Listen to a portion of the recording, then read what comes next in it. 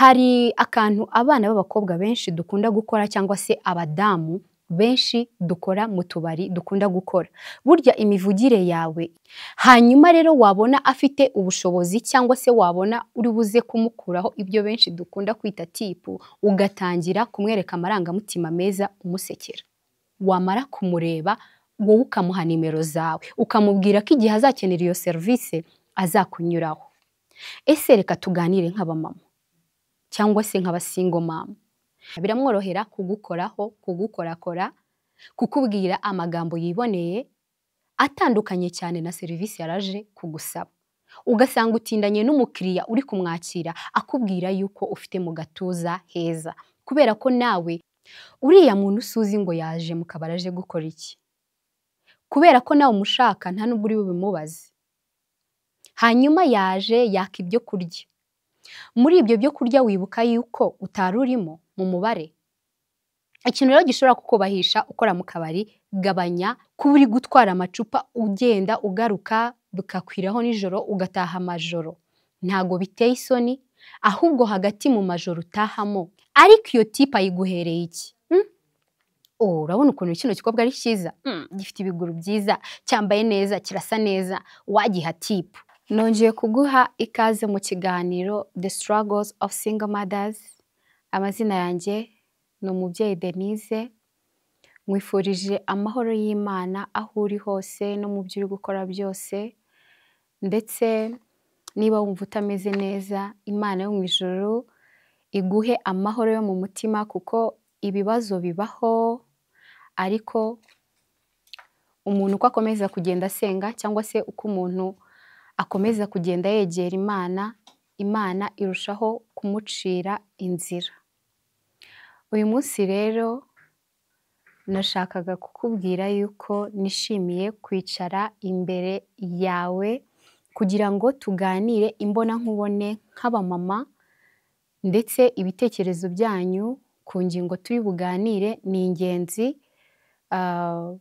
Hariho na nimero uramutse ushaka kuganira n'abandi bamama binyuze kuri kamera za The Struggles of Single Mothers, waduhamagara kuri iyo nimero kugira ngo turusheho kugenda twungurana ibitekerezo bya bimwe mu bintu tunyuramo umunsi ku munsi. Hanyuma rero birashoboka cyane ko ari ubwa mbere twaba tugiye kubana muri kino kiganiro.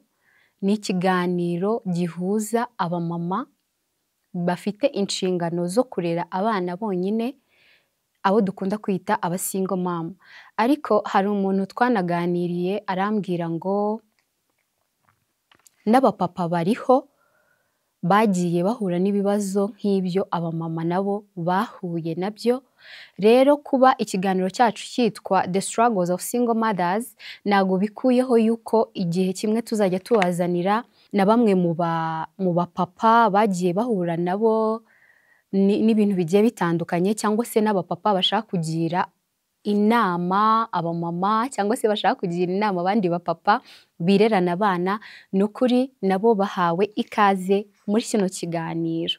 Rero nyemerera mwibutse gukora subscribe, share na comment kugira ngo ikiganiro cyacu gikundwe kandi kigere ku bamama ndetse n'abapapa benshi batandukanye bafite inshingano zo kwirerana abana.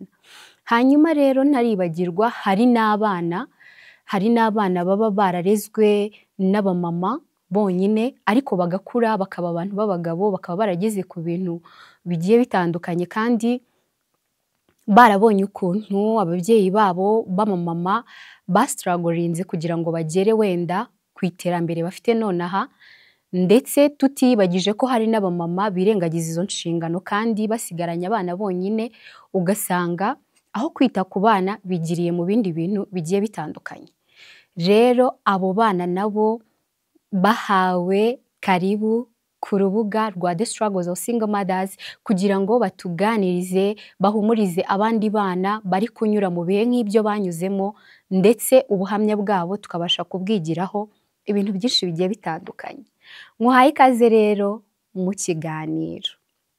Uyu munsi nyemerera tuze kuganira ku bintu abantu benshi batajya bakunda kuvugaho, ariko by'ingenzi, ndetse n'abamama benshi b'aba single mom bakunda kunyuramo bitewe no gushaka se ubuzima. Uyu munsi rero tugiye kuganira ku mumama cyangwa se umwana w'umukobwa ufite inshingano zo kwirerana umwana wenyine cyangwa se abana bonyine, hanyuma agahura n'ikibazo cyo kuba yagira ubushomeri bukabije, cyangwa se bitewe n'ubushobozi buhari ako kanya ubuzima bukamwohereza kujya gukora mu kabari. Uyu munsi rero tugiye kuganira ku mumama w'umusingo mama ukora mu kabari, cyangwa se umumama wifuza kujya gukora mu kabari. Reka mbanze nkumare impungenge, twahawe amahirwe yo kuba dufite igihugu cyiza kitarobanura umwana w'umukobwa cyangwa se umwana w'umuhungu cyangwa se umugore cyangwa umugabo. Ni ukuvuga ngo rero akazi kose umuntu yemerewe kugakora iyo agashoboye. Ikibazo buriya si akazi, ahubwo uburyo witwara mu kazi nibyo biguha ya shusho abantu benshi dukunda kuvuga ngo sinakora iki kintu bitewe n'uko abantu bagikora bameze gutya na gutya. Uyu munsi rero reka tuze kuganira ku mico myiza y'umukobwa cyangwa se umudamu ufite akabari cyangwa se ukora mu kabari ariko akaba ari umusingo mama. Imico myiza akwiye kugira ni iyihe? Ese imico mibi ikunda kuranga abamama bakora mu kabari b'abasingo mama nayo ni iyihe? Nyemerera tuze no kuza kuganira ku kintu benshi dukunda kwitiranya cya tipu. Tipu turi buze gusobanukirwa, ese tipu ubundi ni iki? Nawe niba ufite ukuza kuba ubyumva tuze guhurira muri komenti. Rero iyo umuntu abaye umusingo mama, hari ukuntu buri muntu wese afite ubuhamya bwe bw'ukuntu ari kwirerana umwana. Buri muntu wese aramutse abikubwiye, yaba umugabo cyangwa se umugore, mu by'ukuri wumva umugiriye impuhwe. Ariko ntago bivuga yuko niba wirerana umwana utakora akazi ko mu kabari, bazabona bimeze uko n'uko. Ahubwo reka twigire hamwe ukuntu twabigenza kandi tukabasha kwiyubahira muri ako kazi. Tugiye guhera ku mpamvu umuntu ashobora guhitamo kujya gukora mu kabari. Hari igihe umumama ashobora kuba yicaye mu rugo akavuga se ko nabyaye mfite umwana kandi nkaba nta kazi mfite, cyangwa se nta bumenyi buhambaye mfite, cyangwa se naragiye ahantu hatandukanye kwaka akazi singirirwa amahirwe yo kukabona. Ese birakwiye ko nkomeza kwicara mu rugo ariko narabonye ahantu ho gukora mu kabari abantu batazanseka bigende gutya na gutya, reka nigumire mu rugo? Niba wahisemo icyemezo cyo kujya gukora mu kabari, ibyo ari byo byose hari indi mico wari ufite. Imico yawe niyo igena uburyo uba ahantu. Ushobora kuba uri umwana w'umukobwa cyangwa se umumama ukijijwe, ariko ubuzima bukakwerekeza kujya gukora mu kabari. Ibyo ari byo byose wowe uzagira isoni, kuko imico yawe ntikwemerera kuba uri aho hantu, kandi nyamara ntacyo ufite ugaburira umwana. Aho kugira ngo uhitemo kujya mu mico mibi ikunda kuranga abamama benshi nakwita ko wenda ari nk'ibishuko bitwegereye, ukavuga ati aho kugira ngo njye gukora mu kabari ni abantu birirwe bambona, reka njye nicuruza wenda mu buryo bw'ibanga nta muntu n'umwe uzabimenya. Ariko nashaka kumara impungenge kugira ngo wumve imico myiza ishobora kukuranga mu gihe uhuye n'iyo kesi yo kujya mu kabari, nawe utinyuke utangire ukore. Uyu munsi icyo kintu cyo kuvuga ku kabari, ndatekereza yuko abantu benshi badashobora kuza kubona cyangwa se kugira ibintu byinshi babivugaho, banga kwitunga agatoki cyangwa se banga gutunga abandi bantu agatoki. Ariko ikiganiro cyacu kigambiriye kuganira tudakomeretsanya, ahubwo dukomera. Reka rero duhere ku ntego umuntu ashobora kujyana mu kabari. uhereye kuri ya mico yawe. Wenyine ushobora kwicara ukavuga mbonye akazi. Ese abana banjye bazabibona gute? Ese abantu bari banzi bazabibona gute? Ese ko nacikishirije amashuri nkaba mpise nigira muri ibi bintu, abantu bazabibona gute? Impungenge za mbere ngiye kukumara, banza wowe ubwawe wikunde. Umenye impamvu ugiye. Ushobora kuvuga ati ngiye gukora mu kabari bitewe n'abana, bitewe n'ishuri ryawe ryahagaze, kandi ubona ko ushobora gukora mu kabari kandi ugakomeza amashuri yawe. Tutirengagije ko hari n'umuntu ushobora kwicara mu ntego ze akavuga ati ngewe ngiye gukora mu kabari bitewe n'uko wenda nabaye umusingo mama, ariko intego yanjye ni iyo gushakira amaronko mu kabari ariko mu nzira mbi. Mu nzira mbi ugasanga umuntu afite intego yo gufata ngiye nigiriye mu kabari ariko niyo place nziza ngomba kuba ndimo, maze abantu bashaka abantu bicuruza bakaba bansanga ahantu mu buryo buboroheye. Izo ntego zawe rero numara kwicara mu mutima wawe ukavuga ati ngewe ikintu kinjyanye mu kabari gukorayo nuko ndi gushaka ibiryo by'abana banjye, nuko ndi gushaka minervare y'ishuri ryanjye, nuko ngambiriye kurwanya ubushomeri nkarekera gusaba mu rugo ibintu byose, cyangwa nkareka gukora imico mibi, hanyuma nanjye nkiteza imbere. Ubundi intego nziza rwose zaba ari izo ngizo. Hanyuma rero iyo ukigera mu kabari, akenshi abantu dukora mu tubari usanga tutaranabyize. Kubera iyo kesi ibaye ugasanga nta nubwo twabyize ariko uhise uvuga ngo ngiyeyo. Rero iyo ugeze mu kabari uhurirayo n'imico myinshi itandukanye. Iyo mico ni iyihe?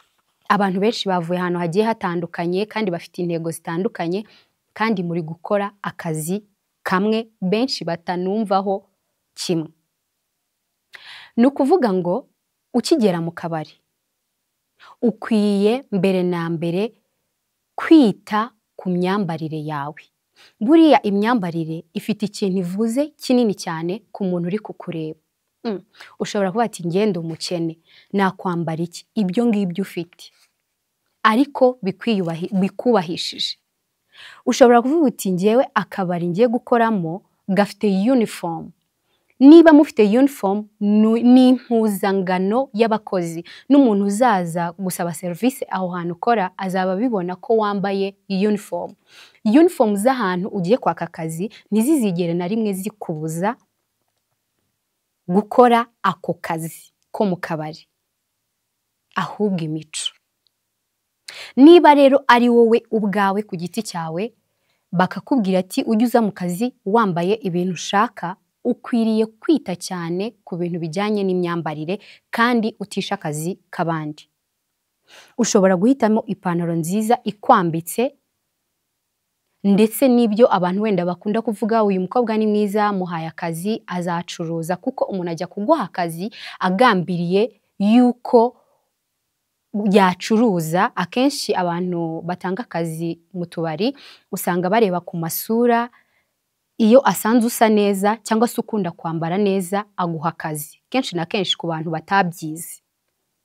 Hanyuma rero iyo aguhaye akazi, nawe uburyo ugiye gusabamo akazi bigaragaza uwo uriwe. Ushobora kuvuga ngo ningenda nambaye nabi nta kazi bari bumpe. Nibataguha akazi aho hantu bitewe n'ukuntu wambaye, hazaba atarahawe ndetse uzaba utazanahabonera umugisha. Uzahindure ugende ushake n'ahandi. Turi kuvuga uyu munsi ku kabari.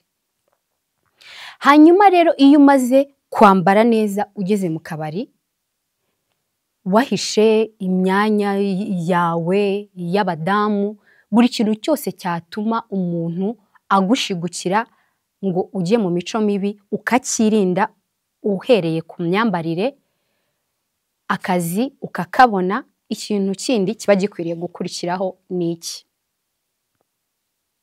Imivugire. Imivugire yawe. Imivugire y'umuntu ituma uwo mukiriya ashobora no kuzagaruka, kandi wambaye neza. Bwa mbere arakubonye abonye wambaye neza. Ikindi uburyo uri kumuvugishamo. Hari akantu abana b'abakobwa benshi dukunda gukora cyangwa se abadamu benshi dukora mu tubari dukunda gukora. Burya imivugire yawe ihita yerekana uwo uriwe. Uko uri kwitwara imbere y'umuntu, uburyo uri kuvugamo, byose umukiriya bari kubireba agahita abona ko uri kuri uru ruhande cyangwa se uri kuri uru. Uri mu kazi cyangwa se uri mu yindi mirimo waje gushaka nawe abakiriya bawe ku giti cyawe muri bizinesi y'abandi. Ndabizi neza ko abamama benshi bari buze kureba iki kiganiro kandi ikintu nabasaba nuko batwunganira mu bitekerezo. Hanyuma rero iyo umaze kureba ibintu bijyanye n'imyambarire yawe ndetse n'imivugire, ubukurikijeho kugira gute? Ubukurikijeho gutega amatwi wa mukiriya. Umukiriya yinjiye mu kabari ukoreramo. Icara ahantu hitegeye ushobora kumureba. Wituma abantu bakomeza kuguhamagara kubera ko iyo abantu bari kuguhamagara kenshi mu kazi kawe bituma wa mukiriya nawe bimworohera kuza kuguhamagara cyangwa se kuza kumva ko muziranye byoroshye. Bikaba byagukururira ibyago byo kuba wateretwa n'umuntu utigeze utekereza kandi wakabaye witwaye neza nk'umuntu uri mu kazi ke. Reka tuganire rero ku mico mibi abakobwa dukunda kugirira mu kazi cyangwa se abamama dukunda kugirira mu kazi ko mu kabari, kugira ngo yumve niba uhakora uyihindure cyangwa se niba waratinye no kujyayo bitewe n'imico yawe ujyeyo ariko wirinde iki kintu. Ni ukuvuga ngo ya mico yose twavuze ruguru yunganira ibingibi tugiye kuvuga. Umukiriya yinjiye mu kabari, utegetswe kwicara ahantu uri burebe umukiriya neza, yaba akinjira wowe ukamusanganira. Akibona ukuntu wambaye n'uburyo uje kumuganiriza, we ubwe ahita kwiyumvamo kandi ahita abona koko kuri mu kazi. Ariko hari igihe abakobwa tujya tugira gutya ugategereza umukiriya akakwisangira ahantu wicaye ndetse wanamusuzuguye cyane. Hanyuma rero wabona afite ubushobozi cyangwa se wabona uri buze kumukuraho ibyo benshi dukunda kwita tipu, ugatangira kumwereka amarangamutima meza umusekera. Icyo gihe umukiriya we ubwe aba amaje kukureba akavuga uyu mukobwa ateye uko, we ubwe aba yarangije kugukarasa ahantu runaka nubwo atabikubwira. Hari irindi kosa tujya dukunda gukora abamama cyangwa se abakobwa dukora mu kabari, ugasanga umuntu yaraje muri serivisi yanyu yo mu kabari kanyu ariko mu by'ukuri ntago yaraje wenda kuhicara ngo ahatinde umwanya. Mu by'ukuri hari serivisi yaraje kuhabaza, wenda azagaruka cyangwa bimeze uku n'uku. Hanyuma rero wowe wamubona ugahita uvuga uriya muntu nta mukiriya umurimo n'ubundi ari kubaza ibintu biraho. Egera umukiriya umubaze ngo ese niyihe serivisi wifuzaga? Nusanga serivisi yifuzaga iri mu byo ushinzwe, umwerekere umugeze aho iyo serivisi. Urugero ushobora kumwereka amacumbi bibaho mu kinyabupfura kandi utagambiriye kwicuruza niba ariyo serivisi ukoramo. Ushobora kumwereka ibyicaro byiza agomba kwicaramo, hanyuma nawe iyo ubikoze gutyo arakureba agahita avuga uyu mumama cyangwa se uyu mukobwa ari mu kazi ke, nta mpamvu yo kumudistabinga. Hanyuma rero iyo umaze kumenya serivisi ashaka utamusuzuguye, uyimugejejeho cyangwa se ugasanga nta nubwo yarayikeneye by'ako kanya, umusobanurira neza, ukamuha nimero zaba akwiriye kubaza neza. Ikosa abakobwa dukunda gukora, wowe uhita umureba, wamara kumureba wowe ukamuha nimero zawe, ukamubwira ko igihe azakenera iyo serivisi azakunyuraho. Ese reka tuganire nk'abamama cyangwa se nk'abasingo mama. Iyo utanze nimero zawe ku muntu cyane w'igitsina gabo winjiye mu kabari, ukamuha nimero zawe, wamara kumuha nimero zawe ukamubwira ati uzambaza igihe uzaba ugiye kuza hano, mu by'ukuri uba ugambiriye iki? Ntabwo ari wowe nyiri bizinesi, hari nimero yashyizweho kugira ngo abo bantu bahamagare nyiri bizinesi abasobanurira ibijyanye na bizinesi, cyangwa se niba unabizi ukaba wanabimusobanuriye ariko ukamuha n'izindi nimero kugira ngo atazakunyuraho, kuko wowe icyo ushinzwe ni ukumwakira. Iyo rero umaze kubikora gutyo wowe ukamuha nimero zawe, ikintu gikurikiraho ni iki? Muba mubaye inshuti. Hari igihe mushobora kuganira ibyo by'akazi yazanagaruka, na nyuma yaho kuko atunze nimero zawe bikaba byamworohera kukugusha mu bishuko runaka bitewe n'uko nawe ubwawe wabigizemo uruhare. Icyo kintu abamama benshi turakigira, ariko ku ruhande rwanjye mba mbona bidasa neza. Niba umuntu aje muri serivisi uri gukora y'akabari akakwaka nimero cyangwa se akagusaba ubusobanuro bwa serivisi z'aho ngaho, gerageza uzimuhane ikinyabupfura cyangwa se umurangire iyo serivisi mu kinyabupfura wowe ubwawe utishyizemo. Hanyuma rero niba usanze aje muri iyo serivisi wari ufite, hari ikosa rinini abakobwa tujya dukunda gukora cyangwa se abamama bakora mu tubari. Tugaruke kuri bya bintu bijyanye n'imyambarire. Kwa kundi wambaye wenda ibintu bikwegereye cyane byerekana imiterere yawe, kandi wibuke ko uwo muntu uje muri iyo serivisi ntumuzi, nawe ntakuzi. Ntabwo uzi imico ye myiza, nta nubwo uzi imico ye mibi. Ntabwo tuvuze ko abantu bajya mu tubari baba bafite imico mibi, oya, habamo abeza habamo n'ababi. Habamo ababa baje gutembera, hari n'ababa baje kureba bamwe mu bakobwa baje muri za gahunda z'imico mibi twatangiye tuvuga. Hanyuma rero iyo wambaye imyenda mibi cyangwa se imyenda itakubahishije, wa muntu aba yarangije kuvuga icyo nashakaga ndakibonye, nawe niba yari afite uwo mutima nk'uwawe. Ukimara rero kumugeza ahantu ari bwicare, we ikintu kimworohera kubera yuko nawe wabimuhayemo uruhare, aratangira kugukorakora. Abakobwa benshi cyangwa se abamama benshi dukunda kuvuga mu kabari abagabo baho barakorakorana. Banza wowe wisuzume mbere yuko ushinja umugabo w'abandi kugukorakora. Ese koko byari bikwiye kugukoraho? Wabigizemo uruhe ruhare kugira ngo uwo mugabo agukoreho? Uri gutanga serivisi cyangwa se uri kujyana umuntu mu byicaro, ariko wowe icyo ugambiriye si ukumwereka ibyicaro cyangwa se icyo ugambiriye si ukumwereka serivisi nziza zitangirwaho. Wowe icyo ugambiriye ni ukwiyerekana. Mu by'ukuri herekanwa ibicuruzwa, ni ukuvuga ngo nawe uri kwiyerekana. Iyo umaze kumwicaza rero, bitewe n'uburyo nawe wiyerekanyemo, bitewe n'ukuntu wamuvugishije, abakobwa tukavuga utuntu twose uri kuvuga ukora ahantu hagiye hatandukanye, uri gutuma uwo muntu akwitaho. Uyu mukobwa burya aseka neza, uyu mukobwa burya agenda neza, uyu mukobwa burya uyu mukobwa, ugatuma umuha impamvu zo kukwitaho, kabone niba ari nacyo yashakaga, niba atari icyo ashaka. Hanyuma rero niba ari icyo ashaka, aba amaze kubona icyo yaje kubona, biramworohera kugukoraho, kugukorakora, kukubwira amagambo yiboneye atandukanye cyane na serivisi yaraje kugusaba. Ugasanga utindanye n'umukiriya uri kumwakira akubwira yuko ufite mu gatuza heza, kubera ko nawe wambaye imyenda igaragaza yuko agatuza kawe ari keza, kandi koko ni keza. Nawe impamvu wabikoze ni uko ubizi neza yuko ako gatuza kawe ari keza.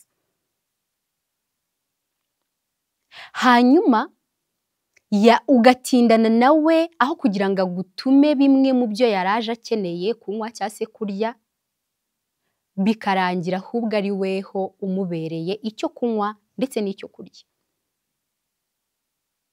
mugatinda muri ibyo. Hanyuma rero uwo mugabo iyo agutumye mwarangije kuvugana ibyo bintu byawe, ni ukuvuga ngo muba mwarangije kwisanzuranaho, utangira guhita wumva umuzi. guhita wumva umuzi. Turi kuvuga ku mukobwa w'imico myiza cyangwa se imico myiza n'imico mibi ibera mu kabari, bigatuma dutinya kujya kuhaka akazi. Ariko nonaha nkaba ndi kugutinyura yuko niba wifuza kujya gukora mu kabari, ukwiye kumvamo imico myiza, akaba ariyo ujyana, cyangwa se niba wakoraga ibi bintu bibi mu kabari ukaba wabasha kubihagarika.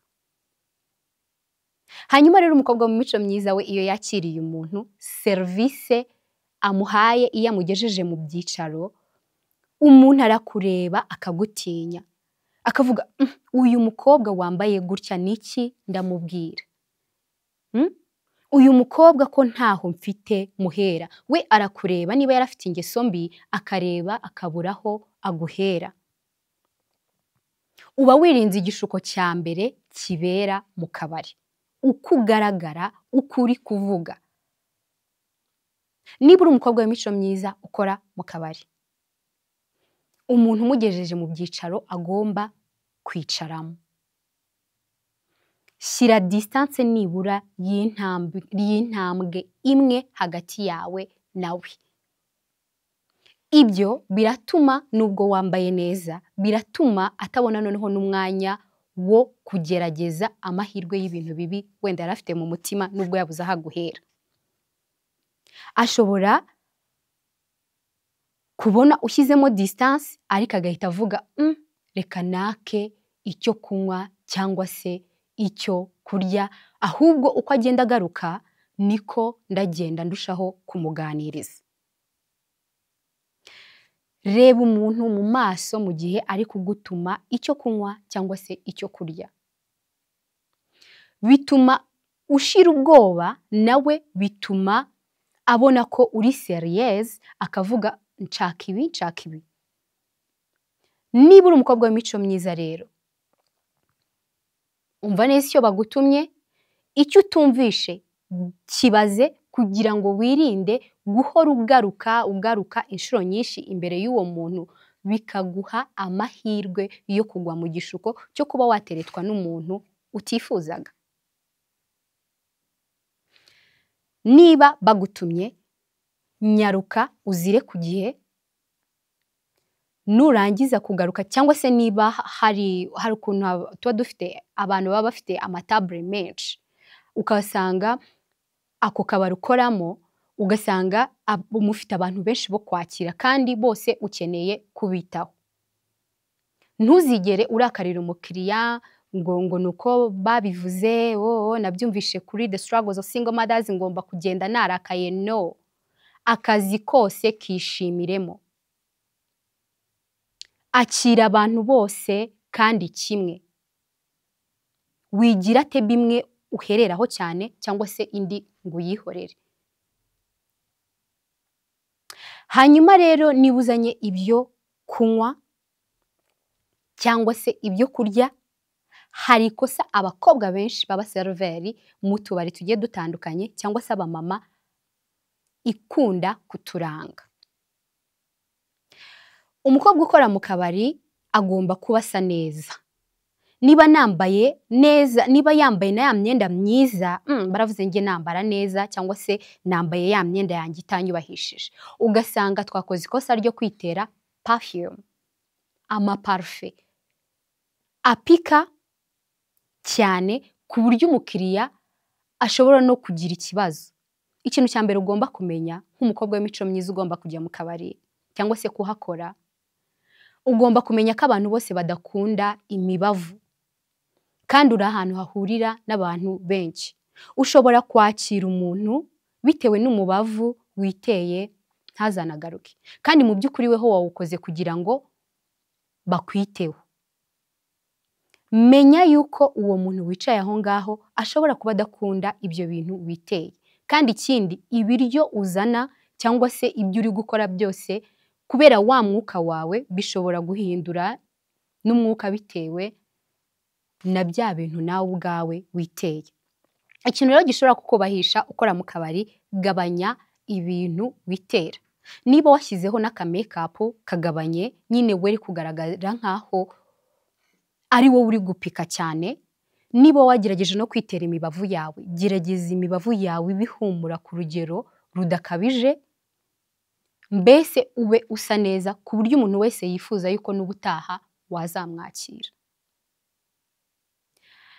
Irindi kosa abakobwa cyangwa se abamama dukunda gukora mu kabari kandi dukwiye no kwirinda, iyo umukiriya, ubwo dusubiye ku mukobwa w'imico mibi, wa mukiriya mwaganiye, wa mukiriya mwahuje urugwiro, urumva mwatangiye kwiyumvanamo, mwaganiye, yakubajije izina, yagukorakoye kandi koko nawe nibyo wifuzaga. Hari irindi kosa rero abakobwa dukunda gukorera mu kabari cyangwa se abamama. Umuntu yaguhaye amahirwe, mwaganiye, mwagize gutyo, ugahita urenzaho n'ikosa ryo gusangira nawe bya bintu yatumije, kandi ni n'ubwa mbere umubonye. Reka tubazanye akabazo. Uriya muntu usuzi ngo yaje mu kabari aje gukora iki? Kubera ko nawe umushaka nta nubwo uri bubimubaze. Hanyuma yaje yaka ibyo kurya. Muri ibyo byo kurya wibuka yuko utari urimo mu mubare. Ni ukuvuga ngo yaje n'ubundi ari bubikoreshe. Niyo adahura nawe akaza guhura n'undi mukobwa nawe ufite indi mico itari myiza umeze nkawe, nawe yari kumugurira ibyo bintu. Ni ukuvuga ngo we yarangije kugutesha agaciro, kubera ko wafashe ibyo ubonye. Niba ukora mu kabari uri umukobwa w'imico myiza cyangwa se wifuza kugira imico myiza, niba wakiriye umuntu akaka ibyo kurya cyangwa se ibyo kunywa, ha umwanya umukiriya arye cyangwa se anywe, niyifuza kukugurira azagaruke bimugaruye, cyangwa se azabigusabe mu cyubahiro, akubwire ko agushaka, nawe uzashakwe umunsi wa off yawe umutege amatwi icyo yaragambiriye kukubwira, ariko atagufatiranye agusanze mu kazi ngo muhite munasangira. Akenshi usanga abakobwa bo mu kabari ibyo bintu yanatumije wowe nta ruhare wabigizemo mu kubitumiza. Yatse ikintu runaka wenda we n'icyo akunda, ariko wowe nta nubwo ugikunda, ariko kuko ufite imico mibi wicaye kuri table usangiranye nawe.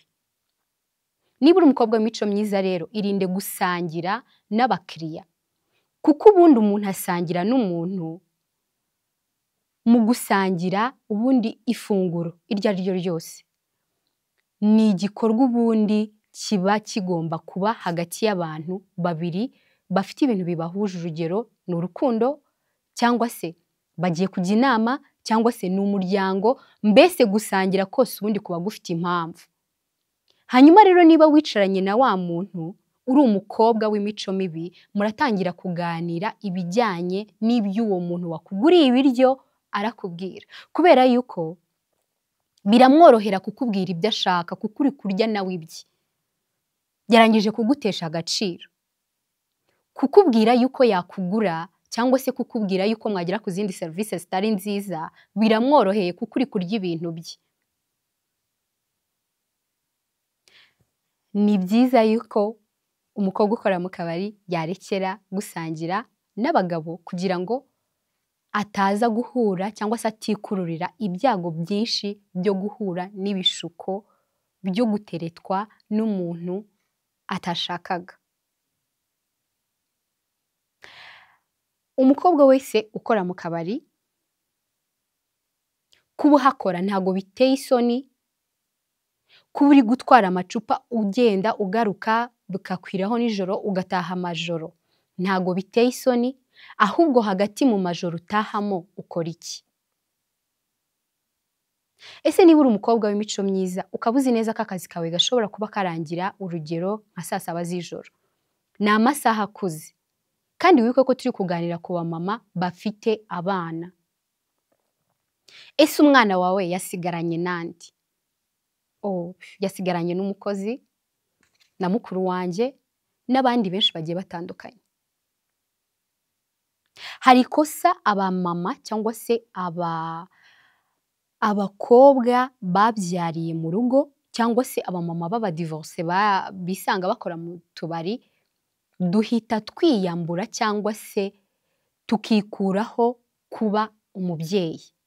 Kuba ukora mu kabari ntago bikwambura kuba uri umubyeyi w'umuntu. Ukeneye gutaha kare, ukajya mu rugo, ukacekinga ama homework y'umwana wawe. Niba umwana wawe ataratangira n'ishuri cyangwa se yaranayarangije, ukwiye kugera mu rugo kare kugira ngo umuhe urugero rwiza. Umuhe urugero rwiza rw'ibyo nawe ubwawe urimo gukora. Umwana wawe niba azi ko utaha saa 5 z'ijoro cyangwa saa 7 z'ijoro, akajya kubona uje ejo mu gitondo, azibaza ikintu cyabaye kuri mama we. Icyambere, wateye umwana guhangayika. Kabiri, ku ishuri umwana ntafite umuntu umwitaho bitewe n'uko utigeze ucekinga ama homework cyangwa se n'ibindi bintu. Iwawe mu rugo yego ufite akazi gatuma utaha nijoro, ariko ntukita ku bintu byawe. Ubwo ndi kuvuga wenda nko ku bantu bafite abantu babafasha abana. Ariko ubaye udafite umuntu ugufasha umwana, wenda ufite ahantu wamusize cyangwa se uburezi bwaratworohereje, hari igihe abana biga bakageza nko ku mugoroba, cyangwa se bitewe nawe n'akazi ukora, hari igihe ukora ahantu heza haguhereza amashifti. Niba ukora mu kabari uri umukobwa wifuza kugira imico myiza, bifatanye no mu rugo. Menya inshingano zo mu rugo, umenye n'inshingano zo mu kazi. Ubwo twari turi kuvuga ku bintu by'amasaha. Niba utaha nijoro, iyo saha utahira nyine yitahe, ugende ugere mu rugo hakiri kare. Ubwo kare hawe nyine nizo saha utahiyeho. Yubahirize nayo, ugende ugere mu rugo, wite no ku bindi. Hanyuma rero abamama bakora mu kabari, hari iyindi mico mibi ikunda kubaranga kandi itari myiza. Erega kuba ukora mu kabari ntago bivuze yuko wicuruza cyangwa se bivuze kuri indaya, koko niba wumva wifuza kugira imico myiza.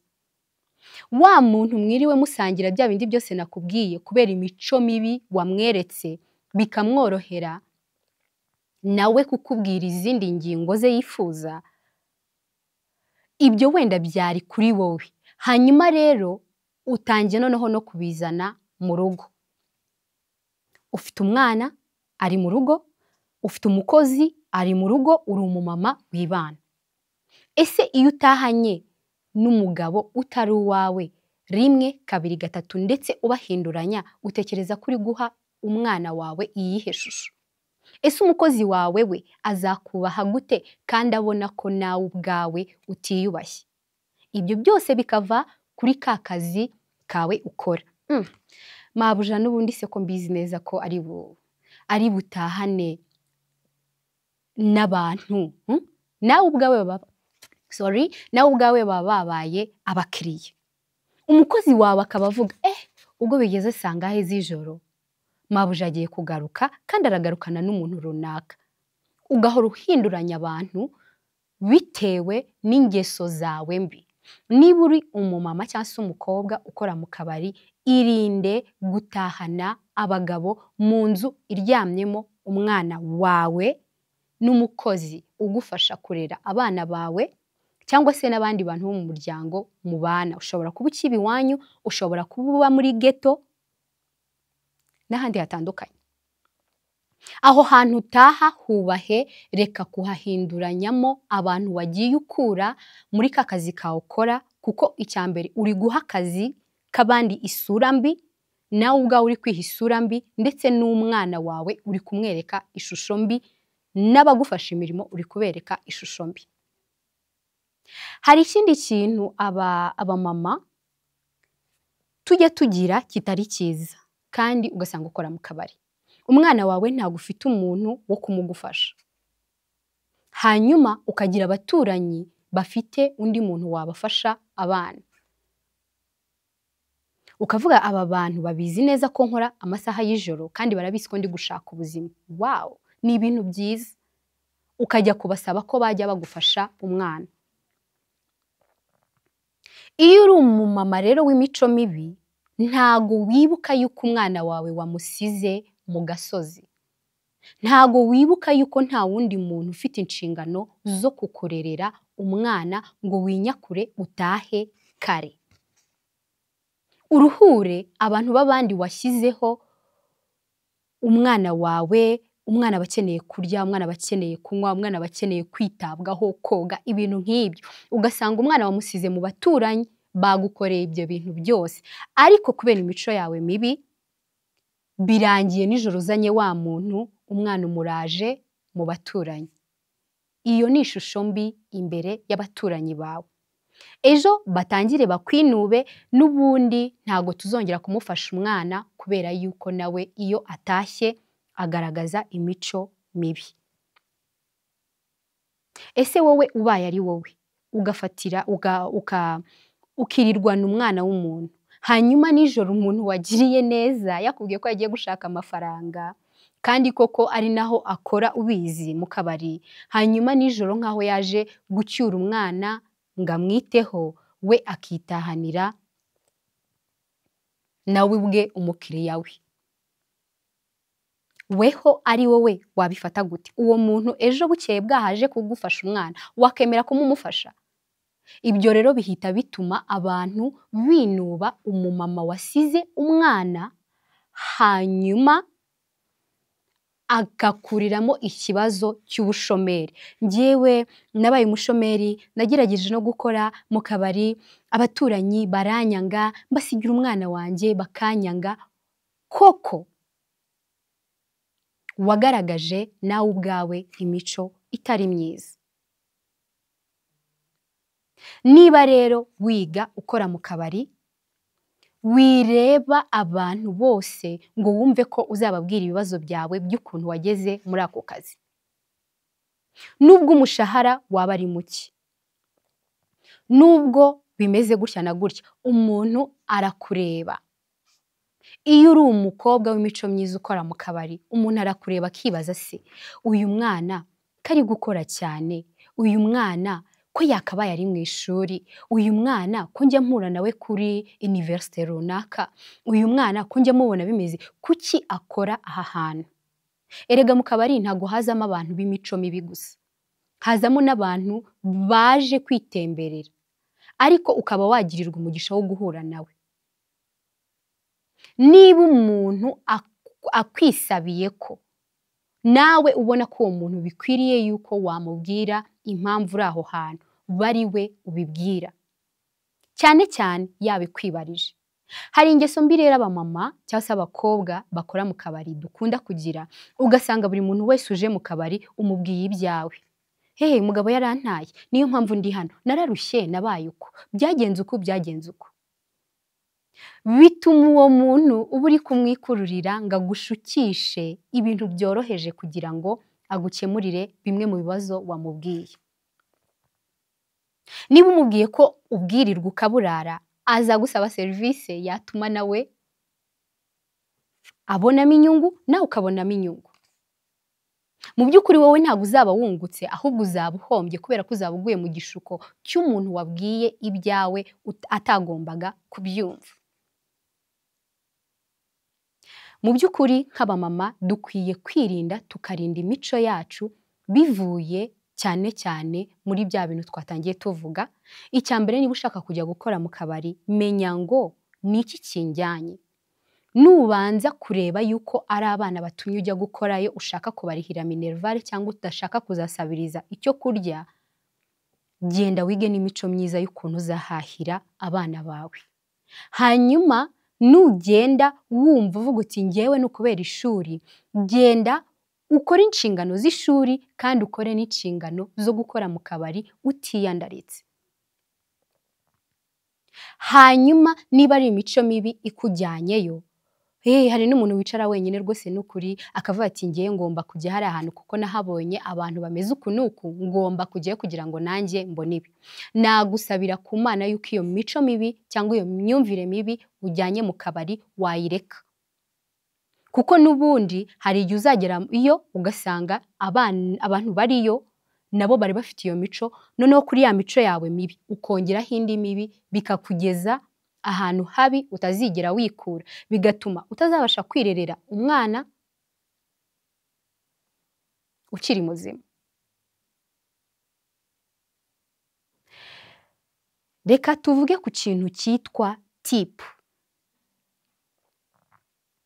Akantu kitwa tipu reka nkite gato kuko akenshi umuntu uguhaye tipu ntabwo ashobora nko gukura amafaranga menshi cyane ayo wenda twakwita menshi, usibye ko nta mafaranga makeya abaho, ariko umuntu wese uguhaye amafaranga ya tipu ubundi ni ishimwe umuntu aba aguhaye. Iyo uri wa mukobwa w'imico myiza ugakurikiza bya bintu byose twavuze ruguru, ukibona umukiriya wamwakiriye, wamworiyanse ahantu hakwiriye kuba ari, cyangwa se wamweretse ibyicaro niba ari serivisi yanyu akeneye, witonze wasize distance hagati yawe nawe, uramutumbira wumva icyo agutuma, wihuta cyane kubizana urabimuzanira, ari kubona uri bize, yabuze umwanya wo kukuvugisha, ari kubona ko intego yawe ari akazi. Akenshi ku bantu bakunda gutanga tipu, ayiguha akurikije iyo mico yawe wamweretse. Uyu mwana tujya duhure, uyu mwana uzi ko ntarinzi ko akunda akazi, reka muhe tipu. Uyu mukobwa cyangwa se uyu mumama yatwakiriye neza, kandi njya mubona mu muhanda ari kumwe n'ababebe, reka muhe tipu. Iyo ni tipu inyuze mu nzira nziza. Hari ikintu rero abakobwa tujya twishuka ku kintu kijyanye na tipu. Ngomba kuba nsa neza, tipu se nazibona gute? Ngomba kwambara utuntu duto, tipu se nazibona gute? Ngomba kwerekana shape yanjye neza, tipu se nayibona gute? Aho hantu ndagira ngo tuhatinde, tuhaganire. Tipu ubundi ni ishimwe. Tipu nta muntu uyikorera. Tipu ni ishimwe umuntu akugenera bitewe n'ukuntu witwaye. Rero iyo uri umukobwa w'imico mibi ugakora bya bindi byose bibi twavuze, umuntu nawe rwose ashobora kuguha tipu, ariko iyo tipu ayiguhereye iki? Urabona ukuntu kino gikobwa ari cyiza, gifite ibiguru byiza, cyambaye neza, kirasa neza, wagiha tipu nka cyaka nimero. Urumva intego uwo muntu akoresheje aguha tipu itandukanye n'iya wa wundi w'imico myiza yamuhaye agambiriye. Hanyuma rero uko ugenda wakira tipu zinyuze mu nzira mbi, niko wiha amahirwe menshi yo guhura n'abantu benshi baza mu tubari nabo bafite imico mibi. Uyu munsi utwaye nimero imwe kubera tipu, ejo utwaye indi. Ese abo bantu uri kugenda wegeranya bazagukoresha iki? Ese wowe uzabakoresha iki? Hari ikintu abakobwa bakora mu kabari cyangwa se abamama bakora mu kabari twishuka, ugasanga uravuze nzajya muhamagara nkemurira ibibazo. Uko agukemurira ikibazo nawe niko uzamukemurira icye mu gihe azagukenera, kuko yaguhaye ibye, nawe ugomba kuzamuha bimwe mu byo utunze. Ikintu rero nakugiraho inama ni uko wakwakira tipu mu buryo bwiza. Reka tugaruke ku mukobwa w'imico myiza kuri tipu. Umuntu aguhaye tipu, akugiriye impuhwe, aravuze uyu muntu mbonye akunda akazi.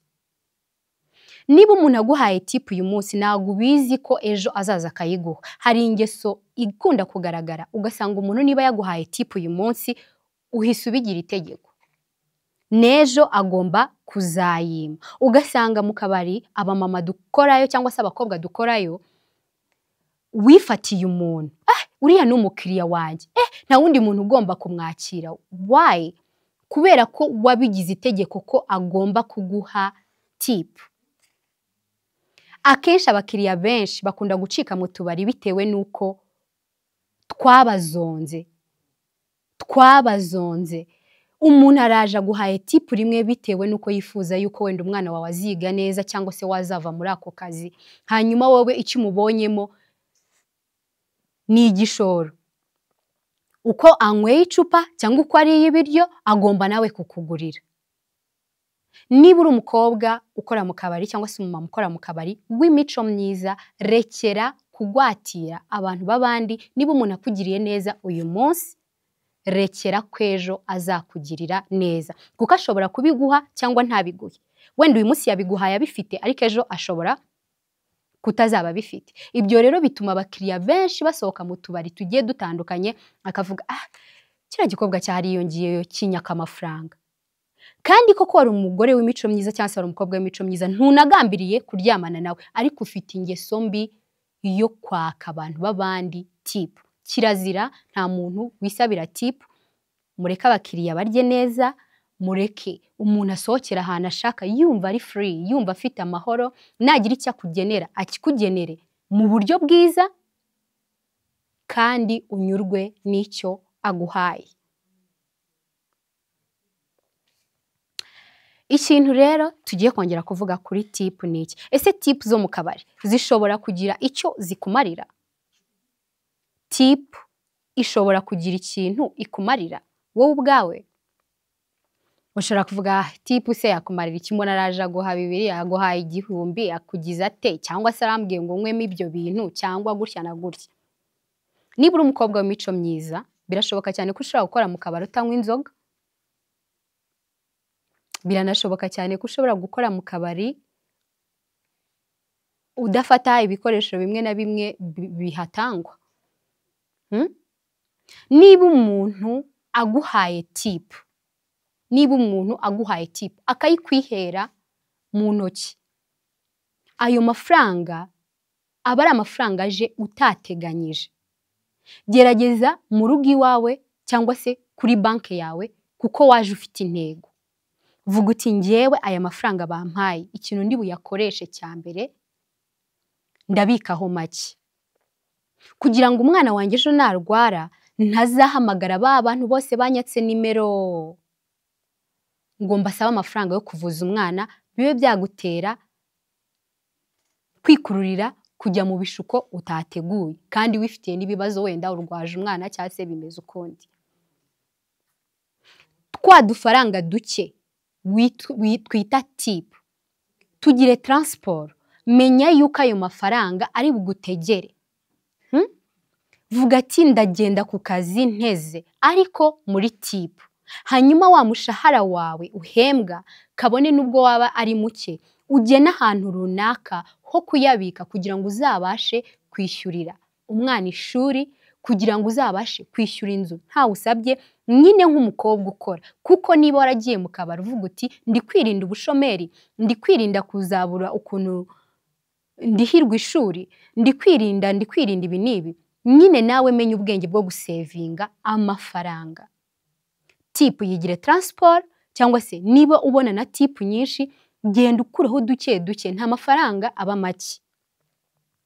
Abe 100, abe 200, abe 500, genda uyabika ku kwezi uzasanga yarabaye amafaranga menshi, hanyuma bikurinde kugwa mu bishuko by'abantu utigeze utegura. Uyu munsi rero twari twahisemo kuganira ku kintu kijyanye n'umumama ukora mu kabari cyangwa se umukobwa w'umusingle mom ukora mu kabari, bitewe n'ibintu bigiye bitandukanye byatumye wisanga ukora ako kazi. Akazi ko mu kabari si kabi rwose, si kabi, karimo n'amahirwe menshi, ahubwo imico mibi tugirirayo niyo ituma tukanga kujya gusaba akazi, ugasanga tubaye abashomeri, ahubwo duhindutse ibikoresho by'abantu runaka bitewe n'ukuntu babona ko dukeneye ubufasha, nawe kuko wagize isoni zo kujya kwaka akazi ahantu wakabonye, cyangwa se akazi dukunda kwita ko atari keza cyane ku bantu batakize, ugasanga amahitamo yawe abaye mabi, ubuzima bwawe uri kubwerekeza ahantu habi, kandi wakabaye uri umukobwa cyangwa se umumama utekereza neza. Hanyuma rero niba uri umumama noneho wifitiye akabari kawe, gena igihe cyo gufunga akabari, gena igihe cyo kugafungura. Menya amagambo ukwiriye kubwira abakiriya, menya nayo utakwiye kubabwira. Abamama benshi b'abasingle mom bakuze cyangwa se batanakuze cyane dukunda gushinga utubari.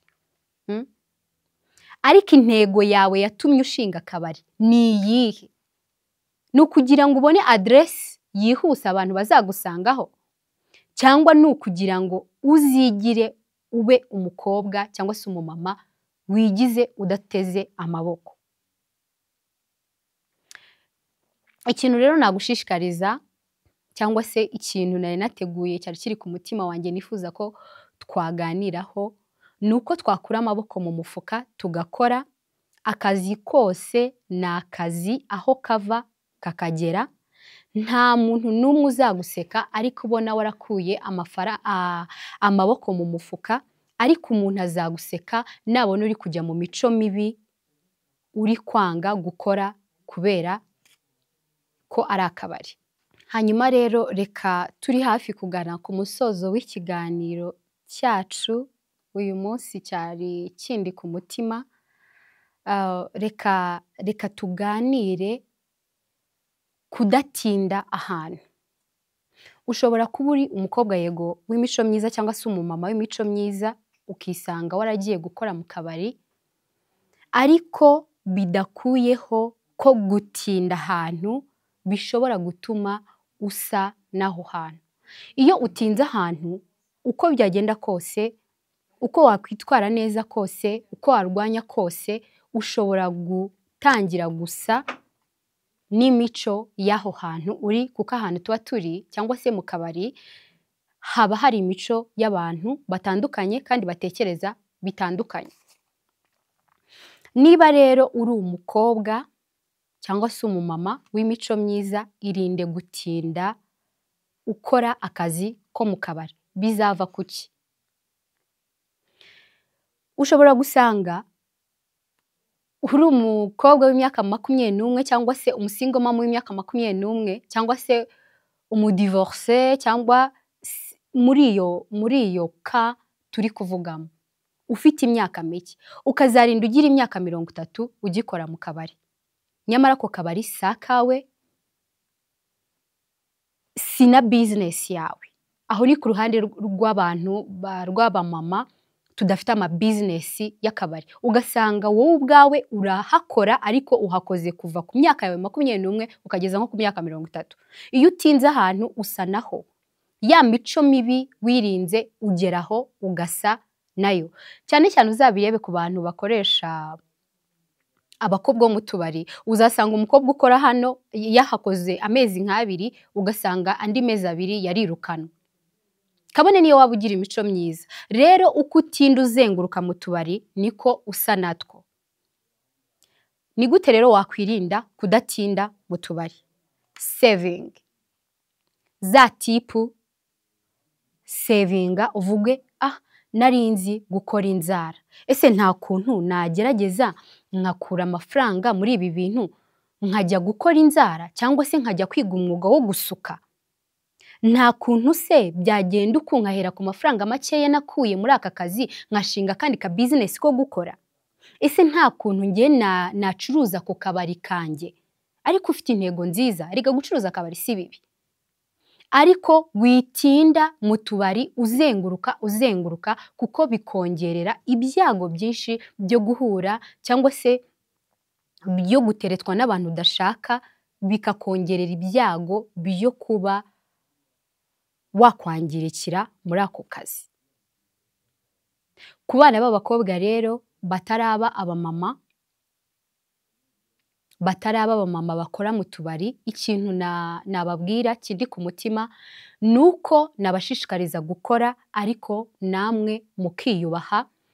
Ntiwumve yuko kuba waba umuseriveri w'ahantu wahakora imyaka 10, wahakora imyaka 7, wahakora imyaka ingahe, ahubwo za tipu ubona ukaba wazikuramo, ukaba washaka kandi kantu kawe ukora kugira ngo iterambere ryawe, iry'umuryango wawe, ndetse n'iry'igihugu, ndetse n'iry'abazagukomokaho rikihuta, ndetse nawe ubwawe ukigirira umumaro.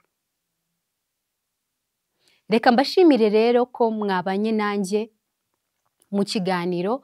Imana iguhereza umugisha wowe wicaye ugatega amatwi iki kiganiro. Twaganiraga ku mumama cyangwa se umwana w'umukobwa wabyariye iwabo, cyangwa se umumama w'umudivorce, umumama wese w'umusingle mom, ndetse n'abana b'abakobwa bakiri bato dushaka akazi ko mu kabari. Twaganiraga imico myiza ikwiriye kuturanga, ndetse n'imico mibi ikunda kuturanga dukwiye guhagarika. Reka dusoze ikiganiro cyacu nongera kukwibutsa gukora share na comment na subscribe na like, kugira ngo ibiganiro byacu bigere ku bamama benshi bagiye batandukanye kandi niba ufite inama, inyunganizi cyangwa se ubuhamya ushaka gutambutsa, uhawe ikaze mu kiganiro The Struggles of Single Mothers. Reka tuzasubire ubutaha. Imana y'amahoro, Imana itanga ibyiza, Imana itanga ibyishimo, Imana itanga akazi, Imana ihindura amateka, ndayisabye kugira ngo nawe yinjire mu buzima bwawe. Reka tuzahure mu kiganiro cy'ubutaha. Ciao ciao.